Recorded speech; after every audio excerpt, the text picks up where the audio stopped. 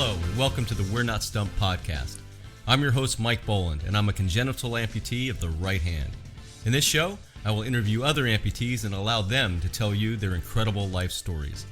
I'll also feature family members of amputees and others who support the amputee community, all in an effort to discuss the challenges and triumphs of those living with limb loss. So stick around and listen to inspirational stories and find out why we say, we're not stumped. Well, hello everyone. Welcome to the We're Not Stumped podcast. I'm your host, Mike Boland, and today I've got a really special guest on, Mr. Dan Aldrich. He has a passion for life and helping others. As a teenager in the 1980s, Dan was a competitive high-speed water skier. This is until he fell awkwardly at 100 miles an hour. While the skiing part, at least as a competitor, ended, many more parts of his story instantly started. And we'll get into that today and more on this episode of the We're Not Stumped podcast. So Dan, first of all, thank you for taking the time out of your day to be on this podcast. I'm really glad to be here. Dan, we always start the podcast with a segment we call In Your Own Words. So I'd love to hear your story. Sure. My story. Many parts to it. It keeps growing the older you get, right? And as I'm reminded by my 17-year-old, I'm old. So, I guess my story starts with just being an athlete, growing up as a kid, being athletic and doing everything. And probably two of my big passions were water skiing and golf. I played football, played other things. I was okay, but I definitely didn't have it. Golf, I was good. Water skiing, ski racing, I had it. I had that special something in ski racing. And you mentioned there's the ski that I crashed on 2 weeks after I turned, about 2 weeks after I turned 18, a couple weeks before I graduated high school. But I was golf. I was one of the only freshmen in my entire high school that varsity lettered, and that was at golf. And then probably my big one is I got to compete internationally, water ski racing.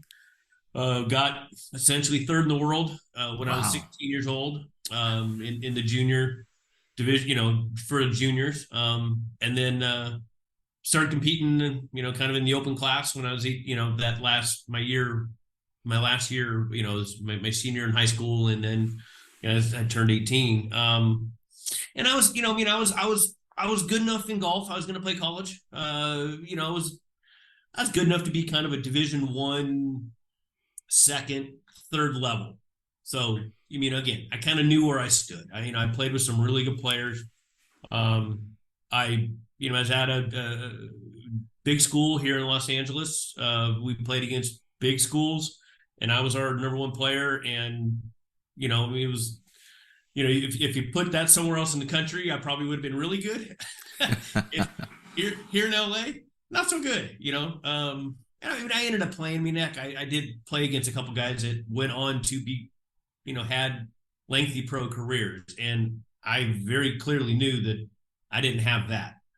But, I was still going to compete water skiing, and I thought I'd, probably put a little more energy into golf. And then, I'm coming up on 38 years, May 11th, 1986.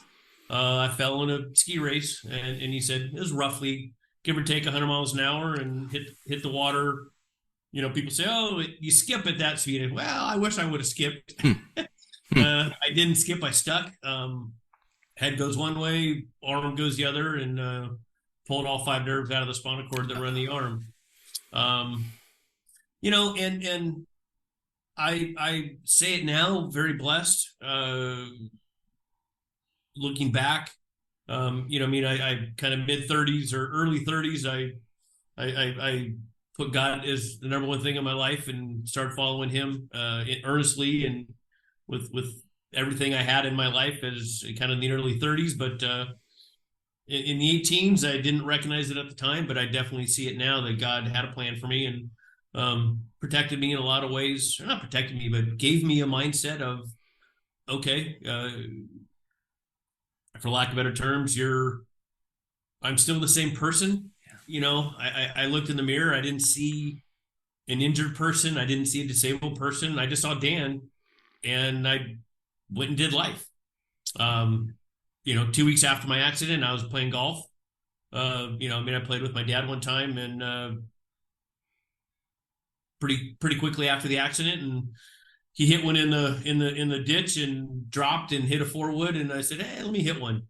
And first swing, I hit one 180 right down the middle with a four wood, you know, uh, and we looked at each other and said, "Hey, I can do this," and just start playing. And within 3 months later, I was in college. Didn't change my plans to go to school. Went to school, and soon after that was snow skiing and playing sports. And a year later, the next summer, I was water skiing again, and not racing, but water skiing. And and then I definitely got the golf game going and worked real hard to kind of figure out how it worked, how I was going to play better and play with one arm. And I did have a couple things that happened. One very specifically, I came across a disabled golf group playing, and I'm like, "Hey, look at that, let me play." I called the person. Hey, I got, my nerves are amputated. They're pulled out of the spinal cord. Can I play? And the guy says, "Well, do you have digits?" "What do you mean, do I have digits?" He goes, "Well, do you have fingers and joints?" And I said, "Well, yeah." He goes, "Well, you can't play." And I said, "Well, what do you need?" "Well, you need a wrist guard." So I said, "What you're saying is I could come to your tournament, put my hand on your table, cut it off, and you let me play." And he proceeded to hang up the phone on me. Wow. And that was 37 years ago. And then sports, I didn't find any. I didn't find adaptive sports. I mean, the one I found, they take your clubs and go home. You don't belong here. And then I just did life, business, and just went down the path. I'm now 20 some years. I mean, I've been in the financial services business for over 30 years. Had my own company for over 15. Yeah, nice. Married, got an 18 and a 17-year-old kids. They're in college. One's in college, one's getting there, and just doing life. So, long version of my story. Sorry, I'll let you. No, I'll surrender the floor. No, it's absolutely a fascinating story. But one of the things when we first got on the call, when I looked in the background, as you pointed out, I would imagine that there's some people that wouldn't keep a memento or a tool or whatever you want to say from the day that you had in 1986. Why do you keep the skis? What does it mean to you?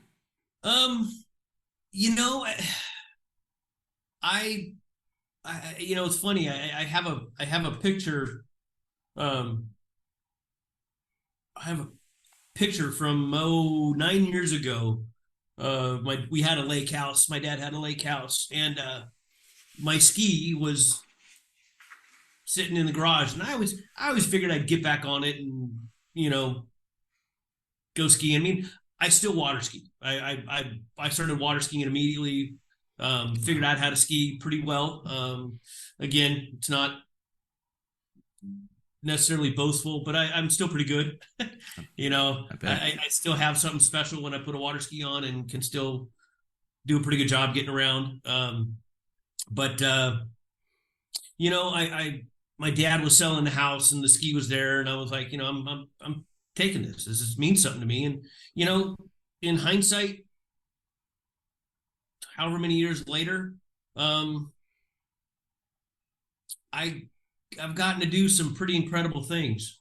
And bluntly, I've been blessed to help a lot of people because of crashing on that water ski, because of being somebody with one arm, a paralyzed arm.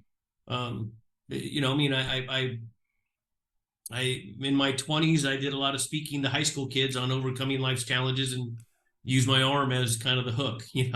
they'd roll in their eyes when I first started talking, and I'd mention my arm, and then I'd have them for about half an hour, and then they'd go off to I'd lose them again. But honestly, Mike, I've gotten to do some pretty awesome things because I got injured, and I wouldn't trade that for the world. So pretty awesome to be here at this stage of my life. And that's, I guess, that was the tool that God used to allow me to do the things I've gotten to do. Yeah, very, very interesting. And you do a lot. And I want to get into that because you were talking about the golf. And as we were talking a little bit earlier, there's some acronyms that I certainly would like to have explained. One is the NAOAGA, and that is where you're president. Am I correct on that? Correct. So explain that organization. That is a fantastic organization. Sure. I'd like to learn more about. So that's, our logo, and then our motto is never quit. So that organization it's called the North American One-Armed Golfer Association. And we're, really our objective is to help people that have an impairment in one or both of their arms, and then play the game of golf with one arm, which again doesn't have to be one arm. I mean, obviously, you don't have one arm, but you have an impairment in your arm, and so we consider that. And then we have two categories: assisted and unassisted. So unassisted is kind of just purely nothing touching the club but one hand. And like if you put your residual arm on your arm or on the club, yeah, even on your arm to stabilize the swing, that'd be an assisted player. Yeah. Funny enough, the organization, I guess I found out about it when I had to go to Europe. I had to go to Scotland to find out. Wow. About the North American one-arm guys. I ended up, there was a guy here in LA that was a one-arm guy, and we got introduced to each other, and he told me about this organization in Europe, and mentioned there's US guys, but I was busy. I was doing life. I was starting my business. I was young kids. But the Society of One-Arm Golfers, oldest disabled golf organization in the world, started in 1932 or something like that. Wow. They were having their 75th tournament at St. Andrews. Wow. And I found out about it, and I'm like, well, I may not be playing it all, but I think I'm going to go to that one. and I ended up finding the guys that started this organization, NOAGA, back in 2020, said, hey, you got to come do our events. But honestly, it started in a lot of ways for guys like me. There was amputee golf, sure, but nothing else. Well, I'm not an amputee. Yeah. Stroke guys aren't amputees. There's a whole bunch of people that aren't amputees that then were being left out, and they and a lot of the organizations in this country and to my I say unfortunately still give away the grand poobah, the overall trophy. More than likely the unassisted arm guy is not going to do well, so you hey, come play in all these tournaments, but yet you're not really competing for the overall. So yeah, that's how NOAGA started. We've been going 20 something years. I think we're having our 23rd tournament this year. We had, it's funny enough, I was actually thinking about it. When you look at, there might've been one other organization that ran more tournaments than us, at least in the United States last year. There might be a bigger tournaments, a couple, tournaments that were 90 some players, but we ran 3 tournaments. And when you added up how many people played in our tournaments, we were like 140 people, obviously some duplicates, but yeah, we had a pretty good turnout last year. So that's NOAGA. So how long have you been associated with them? Is it from the beginning, or is it shortly after? No. So I 2012 was the Society of One-Arm Golfers tournament in Scotland at St. Andrews. And then the guys, Alan Gentry, one of the co-founders, called me a few months later and said, yeah, you're not wild. Because when I was over there, I was like, I'm one and done. I'm going to play in this one tournament and I'm done. I'm back to, raising my family. And he called me up. He goes, yeah, you're not done. Well, it So seems like with your background and expertise, you're very well suited to help grow that organization. it seems like it's turned out to be, but yeah. So I went to my first one here in 2013. I went to the first event. I came away on the board. I came away as a board member, and and then I was running the 2014 event. So And like I said, you're currently the president. Is that I correct? am current. I've been president since 2017. So Wow, going on 7 years. Well, I guess 7 years. Where yeah. can people learn more about that organization? So that's just our North America, naoaga.org. Real simple. Facebook. Facebook's just Facebook/Noaga as well. Well, that was for the people that are listening. I'll certainly have all the links to Sure. everything, the great things you're doing with that in that organization. One of the things that I read that I thought was very exciting is the great youth movement within your organization now, that others are starting to get involved, that maybe a different generation. What has that meant to you to have the younger generation start? Yeah, I mean, I mean, look, you could talk about it all the time. It's the future of the sport. It's the future of um, any activity.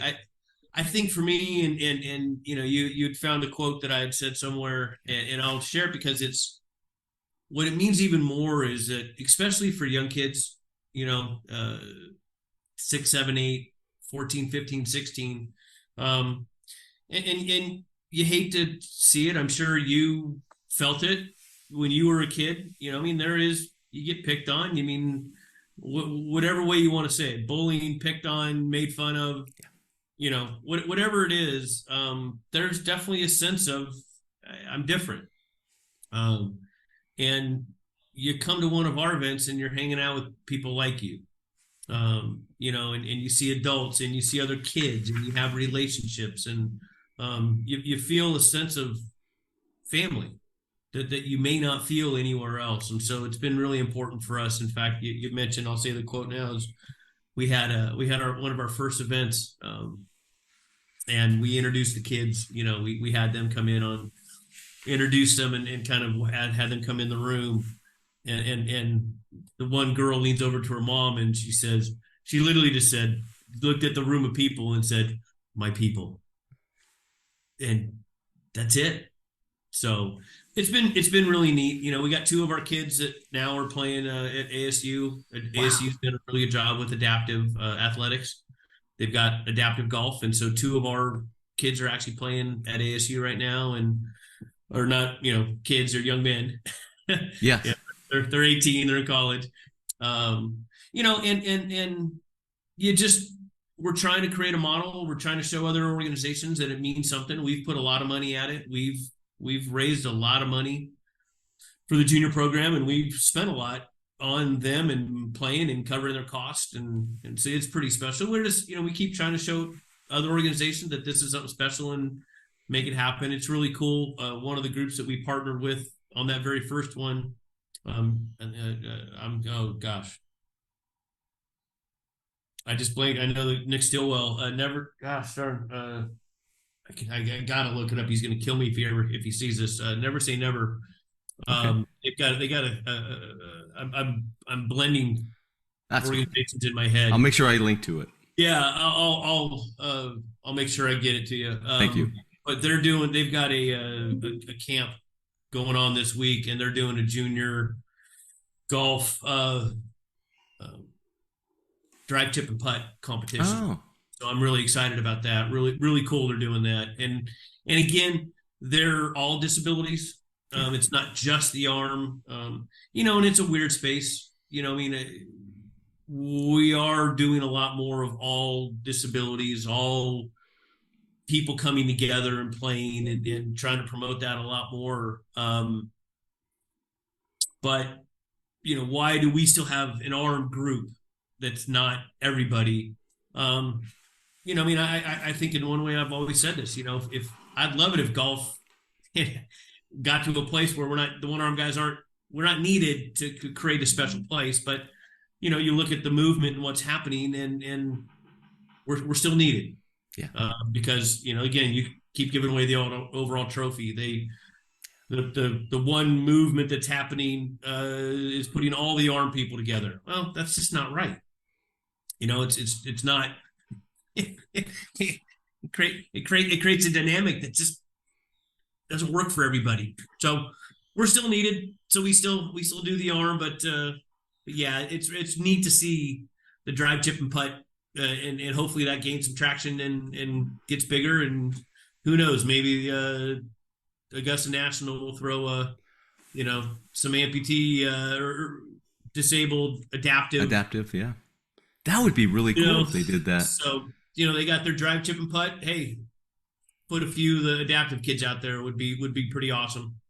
Who knows? Oh, that would be fantastic. I think it's great though that there are the organizations that target certain abilities, disabilities, however you want to say it, but then everyone kind of comes together too, and that's why I really wanted to have you on, because it's just a great part of the story I think that needs to be shared. I personally volunteer bowling for my time in bowling with the Arizona Disabled Sports, and it's all over the board. It's not just people like me, and coming together I think is one of the more important things that we can do, and adaptive golf certainly does that for everyone.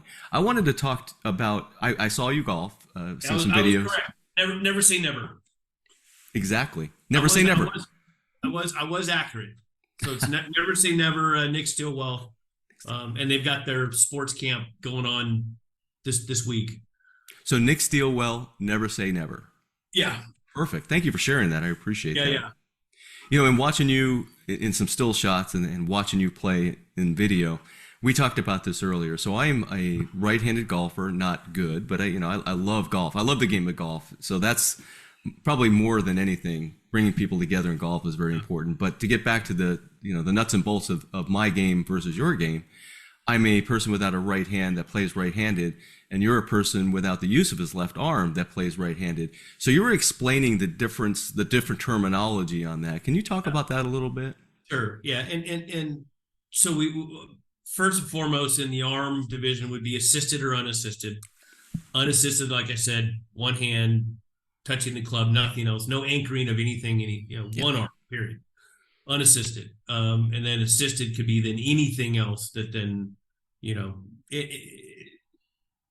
within it's becoming, because it's gotten a lot more engaged with Paralympics, the idea to try to get in the Paralympics or, some bigger events. Some of the definitions are getting a little, you got to be a little more clearly defined, what is disabled. The IPC, International Paralympic Committee, has a definite standard of what defines as disabled. So we're, trying to follow that as much as possible. Somebody has to have a defined disability that qualifies to then get in the front door. But once you do, assisted, unassisted, in the unassisted space, we then would have four-handed or backhanded. As you said, right hand, right arm, right-handed clubs. I'm a four-hander. Yeah. If I swing with a right hand, left-handed clubs, I then would be a backhander. And so rather than trying to define right arm, left arm, right, it's just, there's a four-handed swing, and there's some handful of things that matter for a four-handed swing. And then there's a backhanded swing. And then I always say when I'm teaching, and I've done a decent amount of teaching in clinics, and, I've done a lot of train-the-trainers, where I'm actually speaking to PGA pros. And my number one thing I always say is don't bring your thought of, the right side of it's garbage. It truly, stop it. Figure out what works best for that individual person you're working with. Their body, even if they played golf with right-handed clubs before they were injured, they may go better the other way depending on how their body works. It's your job as a pro to teach them four-handed, teach them backhanded, and then see which way works best for what way to their body wants to go. That's my number. I pound the table on that one. Please don't give somebody a specific way that you have to play. There's guys that are number one player in the world is a four-hander, unassisted. The number two player is a backhander. They both can hit it over 300 yards. Wow. Don't think there's a better way. There's a better way for the individual person.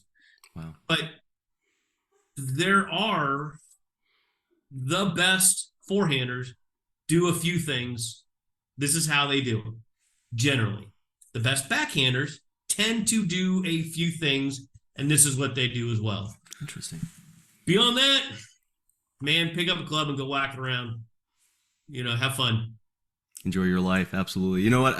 I just thought of another question about the nuts and bolts of it. I remember my wife and I were going out. She started to play golf with me, and one of the she's like, how do you grip the golf? She's like, I don't know how people grip golf clubs. And my answer to her was, I don't know either. I don't know. I mean, how do I know? I guess you're supposed to do something with your thumbs or anything. So interlocking, overlapping. Yeah. For us, nope. yeah, exactly. The things I didn't really know about. So in the teaching of golf, and it may be versus a forehander versus a backhander, is it like in my situation, it's like kind of like holding a baseball bat? Is that kind of the same thing? I'm just asking because I'm curious as a golfer to know this. With just a regular player or for us? No, for us. Again, generally speaking, the best forehanders.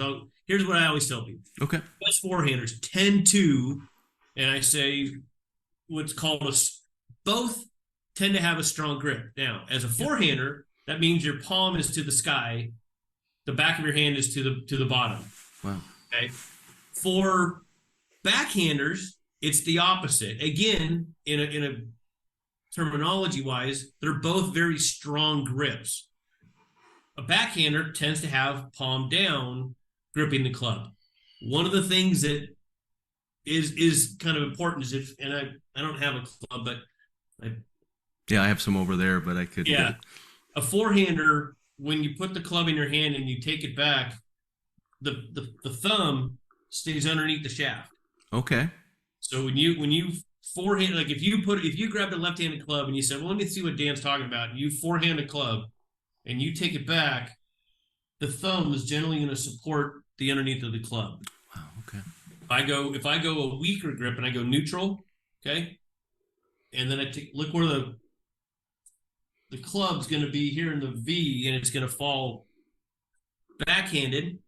You do the same thing backhanded. You'll probably notice that your thumb, if you've got a strong grip, will support the underside of the club. Yeah. It's not mandatory. Yeah. But for the most part, the best forehanders have a very strong grip this way, supporting, and the best backhanders tend to be this way. Something to that. Thank you for explaining that. I was just curious about that, especially with my own game. But like I said, I'm not. Yeah. I'm more of a weekend enjoyment golfer. Yeah, and then forehanders, ball tends to be back in their stance. Backhanders, ball tends to be forward in their stance. That's exactly the way I play. What really matters is where the bottom of your swing is. Yeah. I'm a forehander. We're going to bottom out further back. Yes. Physics. A backhander is going to bottom out further up. Yeah, because of where our point is, our shoulder. Our leverage points are different than a two-handed player. So you just want to find out where the bottom of your swing is. Again, forehand is going to be further back, backhand is going to be further up, and then just adjust accordingly. Those are a couple of the big ones, and then the rest is golf. Well, one other nuts and bolts question about the game of golf and the equipment in particular. I like using an oversized grip just because it gives me more surface area to hold the club. Do a lot of people in your organization do that? I think you end up tending to go that way. I have a mid-sized grip. Okay. Again, I think if you ran across the spectrum, it would probably be statistically a few more than not, but I don't think I don't think it's a ton. The one thing that I for the most part, people have too heavy of equipment. Oh, it's interesting. That's golf in general. Okay. But it really, really shows up with our guys. One arm guys almost always have too heavy of equipment. That is interesting. I'm sorry. Please continue on that. They just need lighter shafts. So, how about the flex? Is that just, hey, that's a game of golf thing? It really depends on. I'm sorry. swing speed. Exactly. So that's just game of golf. Doesn't matter one arm, two Yeah. arms. That is What's all. really interesting is I went and got I was I went and got tested the other day. I just trying to see where my swing speed is right now. I'm looking at some different clubs. What was really interesting is Mizuno has if you look on their website, they've got a shaft analyzer. Oh. And what's really interesting is the shaft analyzer wanted me in a heavier shaft because I've got the swing speed for it. But my transition, a heavier shaft makes me get off at the top of my swing. So it doesn't necessarily line up perfectly for me with that. So, but I know that. I mean, so I'm not gonna go to a 90-gram shaft. I mean, it wanted me like in a 90. It wanted me in a heavier shaft, but a lighter flex. I tend to go the other. I'm a little lighter. I'm a lot lighter flex, a lot lighter shaft. I'm getting older, so I'm right in between. I hear you. I'm right in between a senior flex and a regular flex. I'm right in between. I'm not certain what I want to do with that. So, but generally speaking, too heavy. That's a great tip. I didn't realize that. I'm going to go out and look at my stuff right now. I said one more nuts and bolts question about golf. I got to ask another question. So when it comes to my golf, especially my driver, since I'm a backhanded player, I cannot hit like a 10 degree or 9 degree, that kind of driver. It has to be the most amount of loft because I close the grip when I'm playing. So I use about a 14 degree driver. You playing the opposite way would be very open, I would imagine. Is that something through the coaching and things like that you see? Not quite as much. It's probably more something in your swing. With me, it definitely is because I'm not good. But if I had to guess, you probably get steep and you're hitting down on the ball. You're probably the angle of attack's probably a negative, which it's supposed to be positive. Yeah, and that would be too. Yeah. You were talking about how the ball tends to be a little bit more forward in a swing like mine, backhand, and I think you said a little back in your stance, right? Again, I just if again, with what you just said, if I had to guess, I think your angle, you're probably coming into the ball this way or flat, where it should be either, which could be something, backhanders. We all one arm guys, we tend to pitch it at the top and get too steep. Forehanders will push and then pull, and then you're steep, and then backhanders do the same thing. You come over the top, and then so I'm guessing you tend to have at times a little weak cutter out there. Yeah, at times. If you mean like every time I swing the club, yeah, at times. I'm kidding. Again, love the game of golf, and But I don't necessarily mean yes. Backhanders do tend in general to have a little steeper. They do tend to shut it down a little bit. So you with their irons tend to have a little lower ball flight, a little less. Again, not major enough for that big of loft differences. Oh, thank you. Thank you for answering that question. Again, it is fun to talk about the nuts and bolts. And I think people that are interested in playing and maybe haven't played in a while and hear the great things that your organization's doing, when they hear these types of things, I think they'll certainly, hopefully, make a call or look at your website and get in contact because, again, fantastic organization. And another fantastic thing I want to talk about, that you invented a device called the Aldrich Super Sling. I'd love for everyone to hear about that. As my buddy said, the ass. Love that. We'll talk about that. Yeah. Well,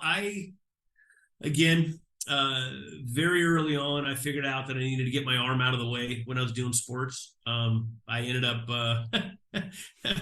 in college. I shattered the ball in about 5 places. Playing a sport, my arm was flopping around, and I think I was playing over the line, running for a ball, fell, ball hit the socket, shattered it. Wow. And then just from other things, like I said, I realized I couldn't perform athletically with my arm flopping around, so I had to get it out of the way. I figured out something fairly quickly that did a really good job of securing my arm out of the way. I always kind of had it in my head a sling that I'd always thought would work, but I never had really had the motivation to make it. 20 some years, I couldn't tell you how many years down the road, and I'd kind of patch this concoction I had back together.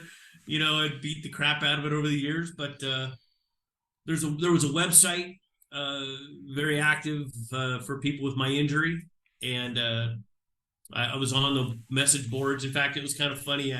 I found it only because I forgot how to spell my injury.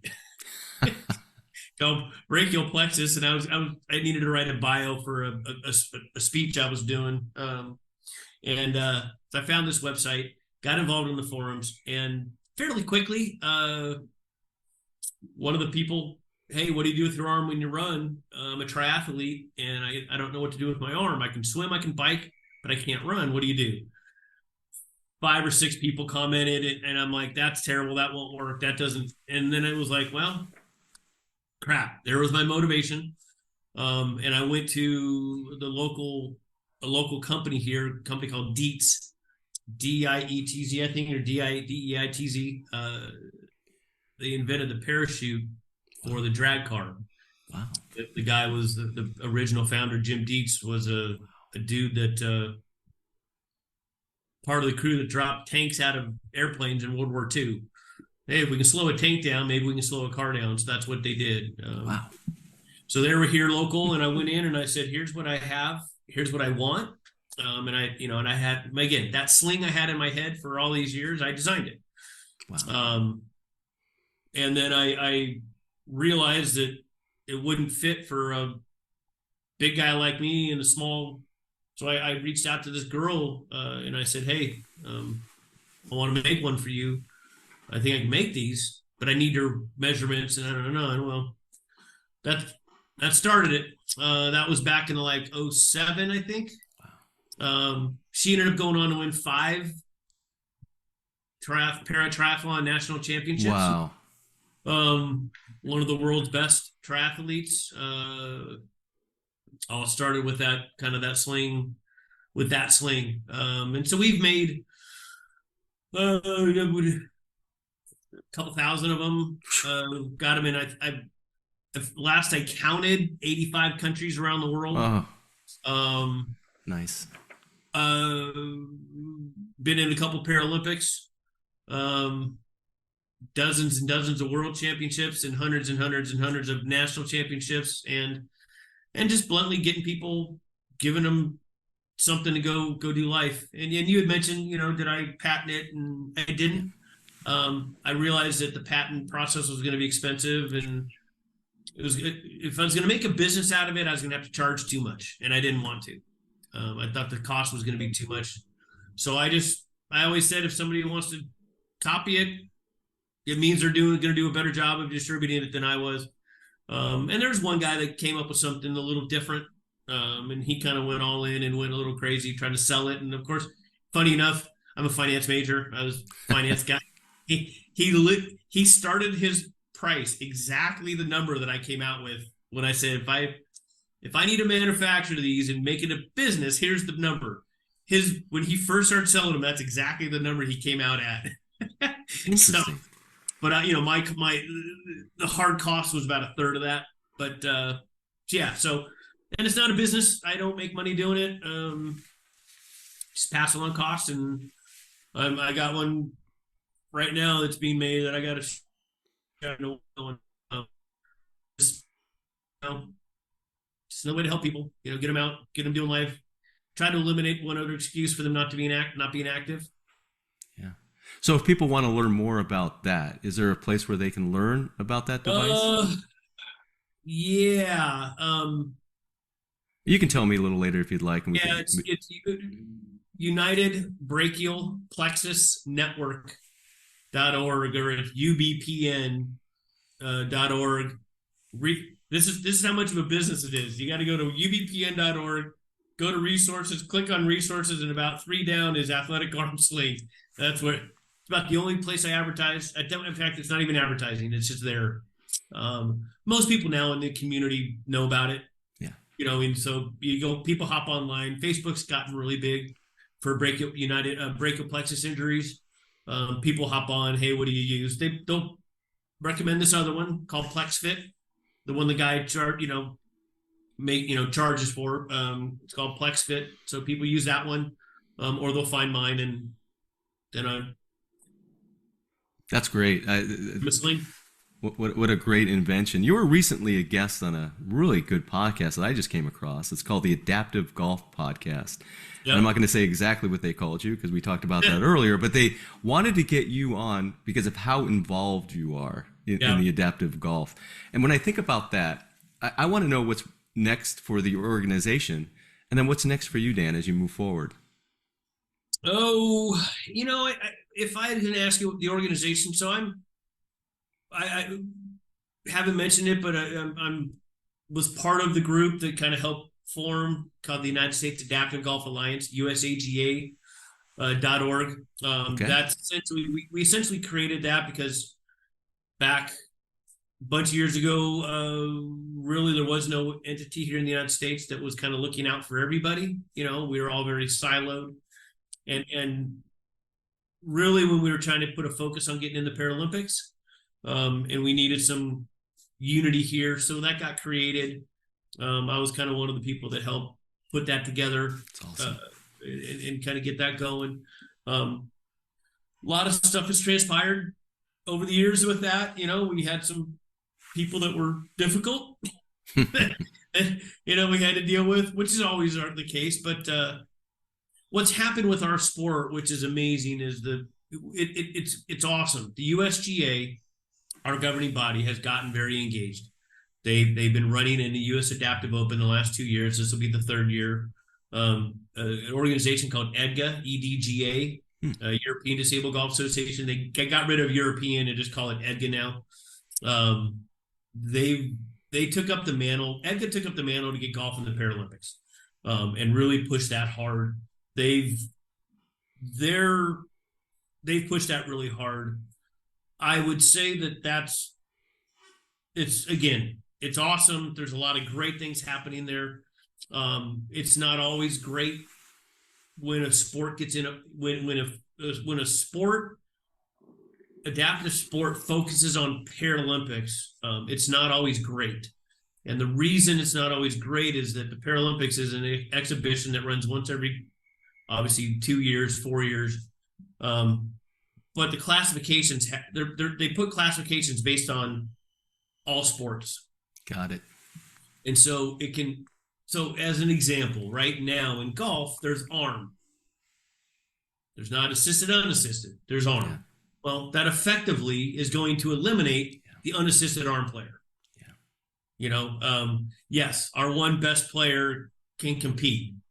He's a freak. He's so good at staggering how good he is. And statistically, when you look at where he's at statistically against any of the other unassisted players, it's nuts how much better he is. But that's one guy. Yeah. That realistically would be a pro if he had two arms. I mean, he's that good. Wow. But I think hopefully one of the big things we're working on, I think, is a tour. We've got a ranking system. We've got most of the tournaments in the United States report into that ranking system, and there's yardage allowances and the right sport. I say the right. We believe the right sport classifications for across the board. We don't do an overall. Again, a leg guy is not competing against an arm guy. It's like I always told. I remember having a conversation back in the day. You arm guys, you're just complaining. And I said, so let's go run the 100-yard dash. I'll bring Usain Bolt, chop his hand off, and I'll let you run against him. Let's do that. Yes. Yeah. And you then tell me, and then I can tell you guys, you're just complaining.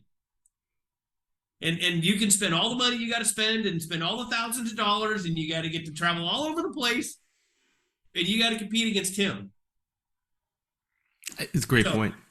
But, disabled athletics does have classifications, and ideally, I believe what I'm one of the pushes is to try to get golf run an official tour.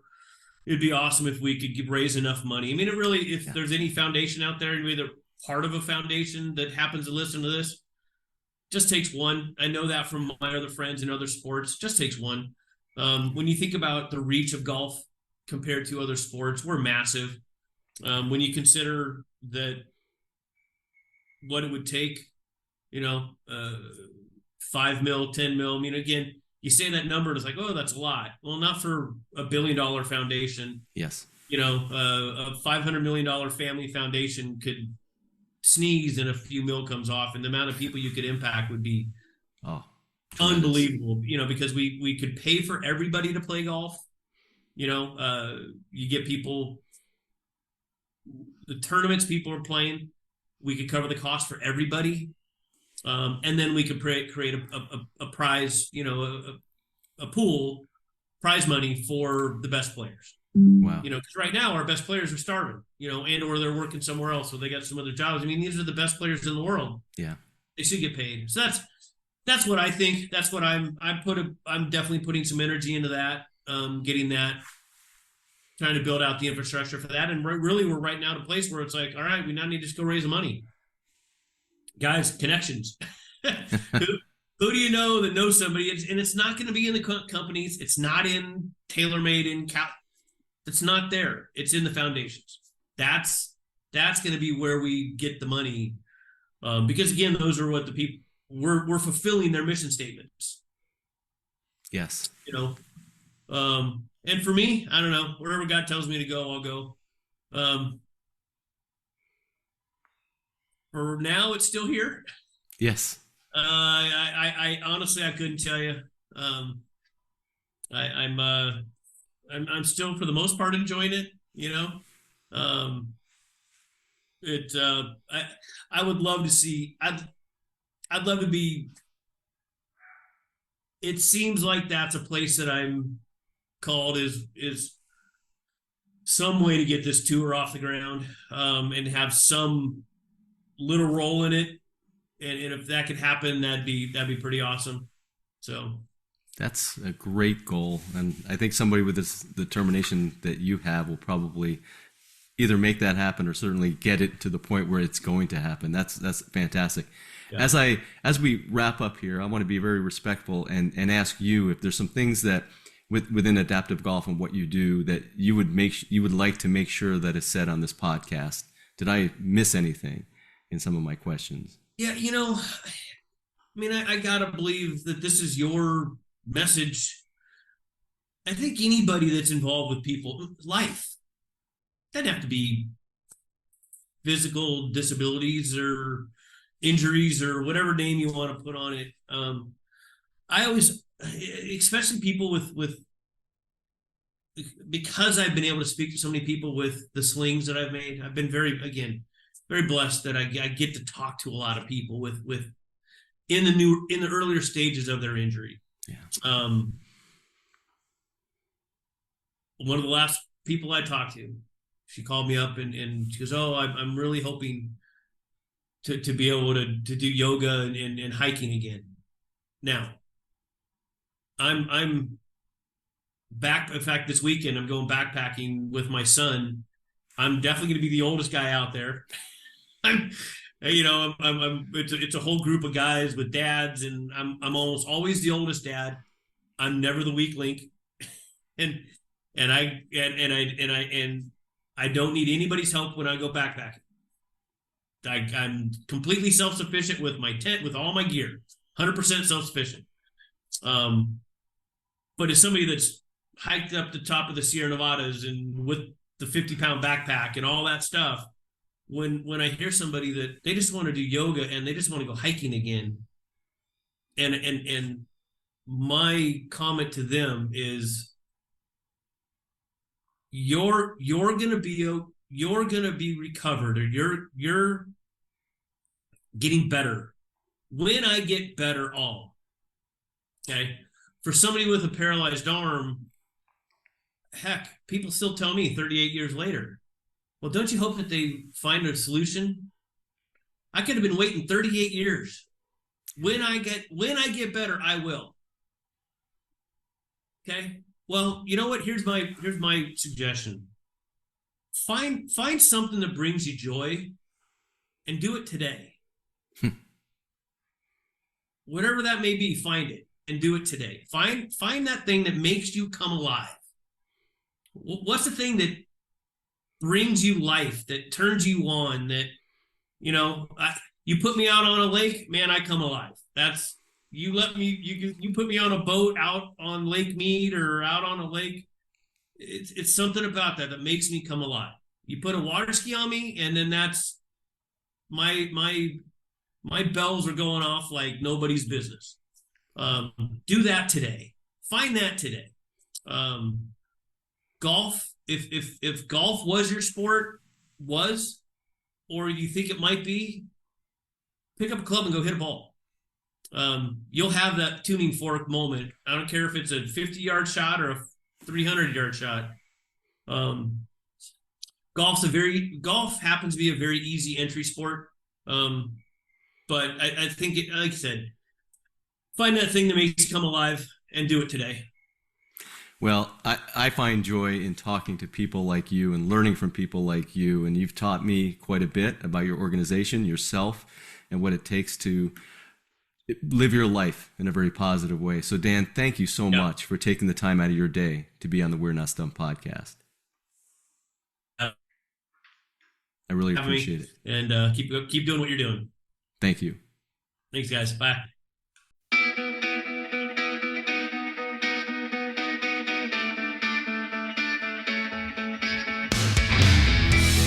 That was the We're Not Stumped podcast, hosted by Mike Boland. If you want to be a guest on the program, reach out to Mike at his email address, mike@mikeboland.com. This podcast is produced by One Hand Man Productions. If you are looking to start your podcast, go to onehandmanproductions.com.